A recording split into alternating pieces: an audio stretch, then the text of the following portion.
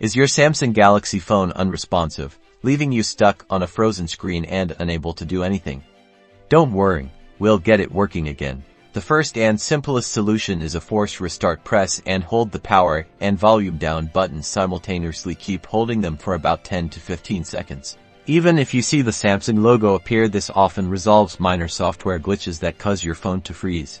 If a force restart doesn't do the trick, we can try clearing the cache partition. This removes temporary system files that might be causing the unresponsiveness. To do this, power off your phone completely, then press and hold the volume up, Bixby, and power buttons together. Continue holding until you see the Android recovery menu. Once in the recovery menu, use the volume buttons to navigate and select Wipe Cache Partition, then press the power button to confirm. After the cache is cleared, select Reboot System now using the power button.